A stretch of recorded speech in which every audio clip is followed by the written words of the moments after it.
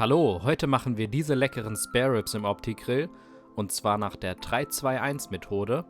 Und dazu haben wir hier 2 Baby Back Ribs, die habe ich bei Kreuzers bestellt und von denen entfernen wir erstmal die Silberhaut.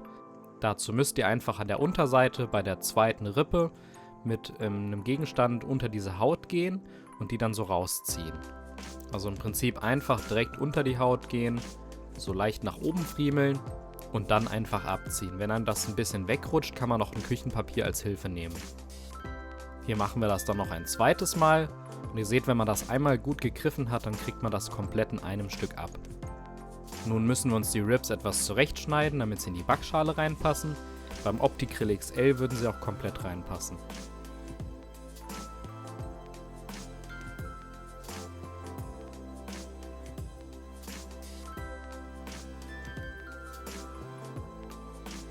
Das gleiche machen wir dann bei der zweiten. Und die Reststücke werden wir dann halt anderweitig grillen. Wir sehen, das passt gut nebeneinander rein. Also Baby Back Ribs kriegt man 2 Stück nebeneinander hin. Das ist gut. Nun werden diese Ribs noch gewürzt. Dazu habe ich hier Spare Ribs Gewürz. Das kann man jetzt reichlich auf beiden Seiten auftragen.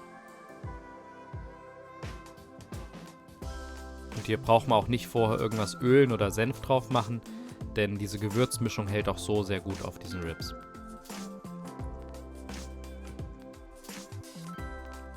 Dann platzieren wir die beide in der Backschale vom Opti-Grill.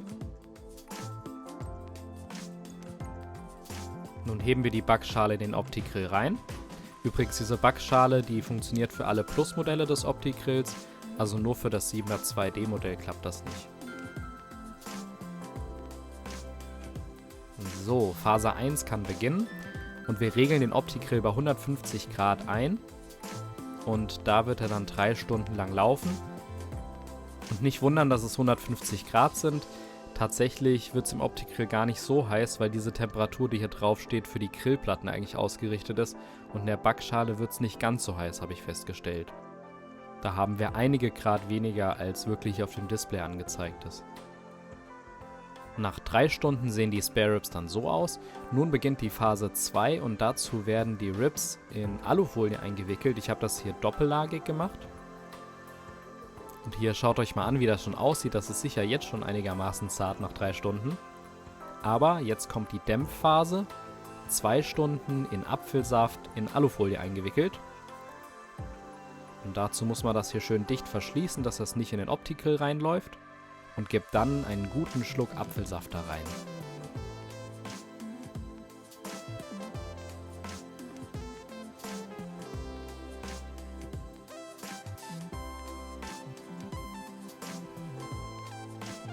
Dann wird das Ganze schön eng und dicht verschlossen. Und ich hoffe, das passt noch gut in den Opti-Grill rein.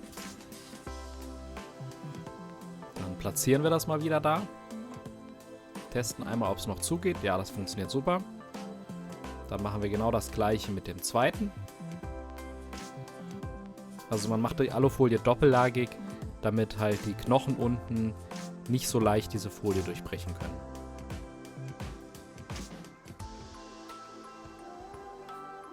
Und auch Nummer 2 platzieren wir in der Backschale. Und dann schließen wir die und drehen aber jetzt den manuellen Modus etwas auf. Und zwar auf 180 Grad. Und da machen wir dann 2 Stunden weiter.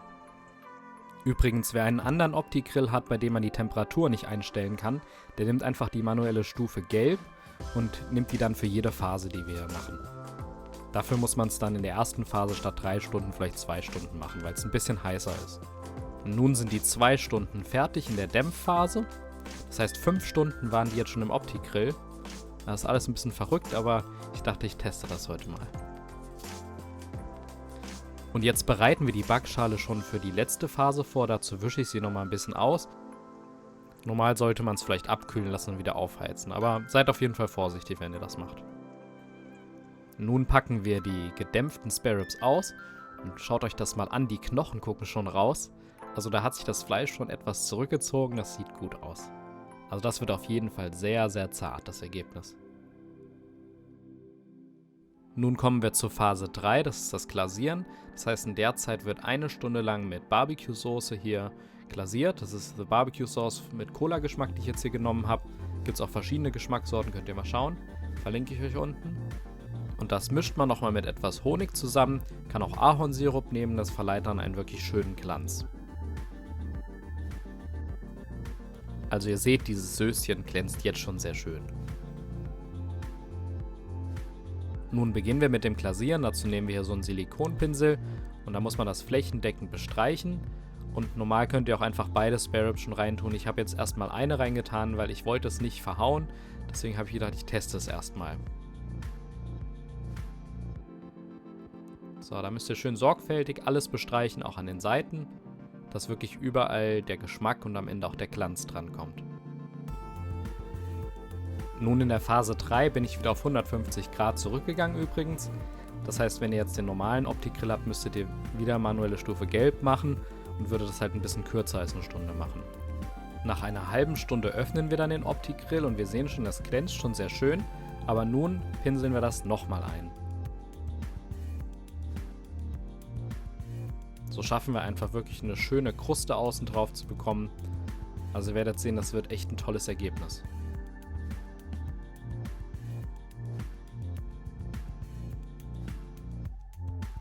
Und nun dauert das noch eine halbe Stunde. Dazu stelle ich hier wieder den Timer ein auf 30 Minuten. Und dann warten wir gespannt ab.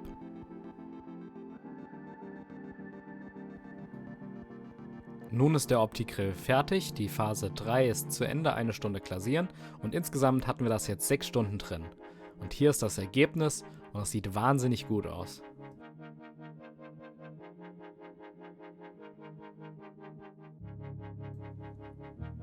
Ich denke, da brauche ich gar nicht viel zu sagen, das sieht einfach Hammer aus.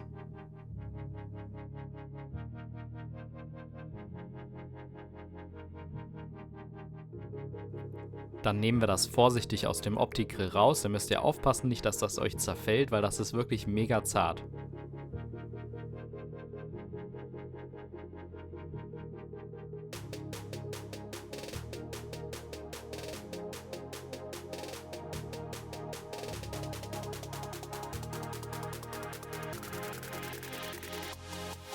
Und hier schaut euch das an, die Knochen haben sich da zurückgezogen. Das sieht man jetzt nicht ganz so gut durch die Barbecue-Soße, die da außen drauf als Kruste sich gebildet hat. Aber das zeige ich euch gleich, wie einfach man da Knochen rausziehen kann. Also hier sieht man es mal besser auf der anderen Seite. Also es ist wirklich perfekt, so müssen Spare Ribs sein für mich.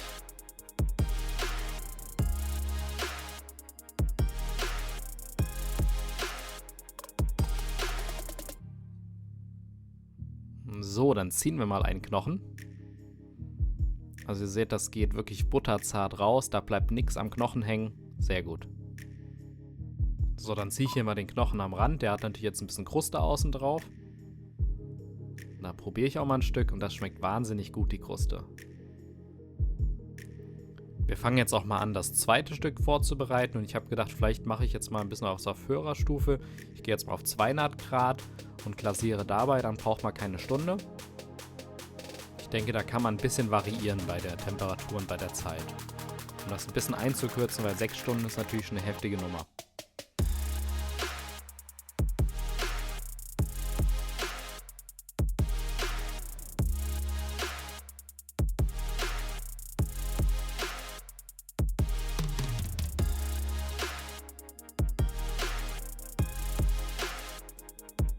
Auch das Ergebnis sieht super aus.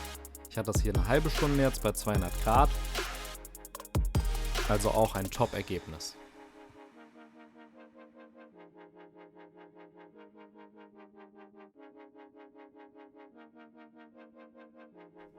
Dann nehmen wir auch das raus und ich präsentiere es euch vor der Kamera. Sehr mutig nach 6 Stunden Arbeit, das hier so hinzuhalten.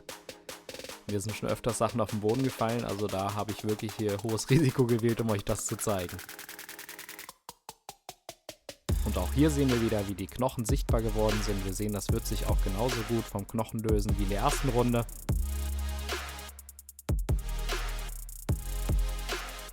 Dann teilen wir das einmal und ihr seht, wie zart das ist. Zart und saftig, also das ist wirklich genial vom Geschmack. Achtung, schaut, wie der Knochen hinten gelöst wird. Achtung und zack ist er draußen. Und da bleibt nichts hängen.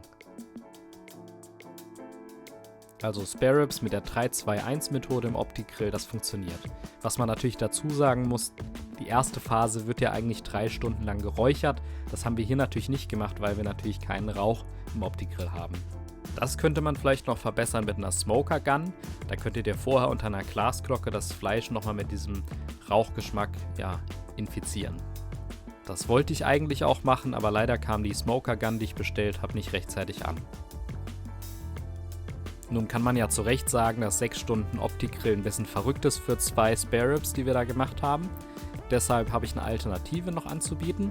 Und zwar kann man hier die Spare Ribs auch einfach vorher vakuumieren, genauso mit der gleichen Gewürzmischung, und dann im Dampfgarer bei 80 Grad 5 Stunden lang drin lassen.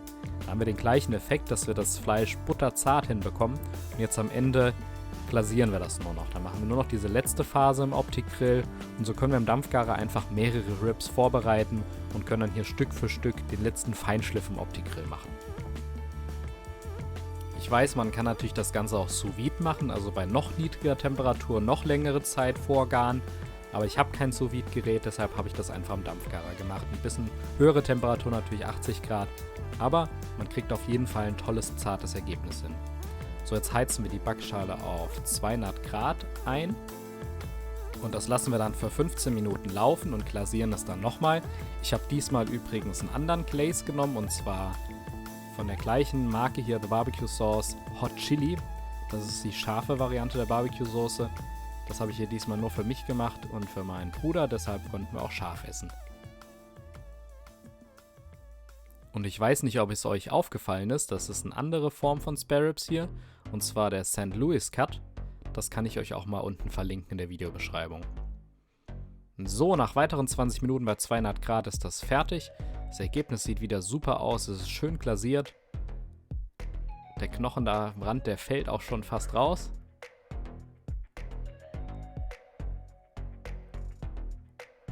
Ja, den kann man direkt rausnehmen. Und nicht nur den Knochen, man kann jeden Knochen rausnehmen. Also ein butterzartes Ergebnis. Ich weiß, das ist jetzt kein Ergebnis für eine Grillmeisterschaft. Aber ich persönlich mag Spare Ribs so, dass sie vom Knochen fallen.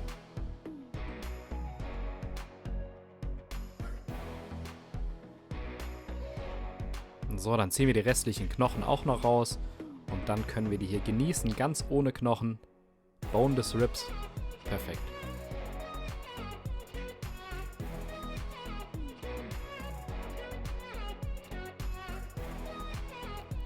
Und das Ergebnis haben wir dann an diesem Abend hier teilweise auch auf einen Burger gegessen. Habe ich mir einfach hier noch mit ein bisschen Barbecue-Soße auf so einen Sesamband drauf gemacht. Perfekt. Also das war wirklich ein toller Snack dann auch nochmal zum Footballspiel abends.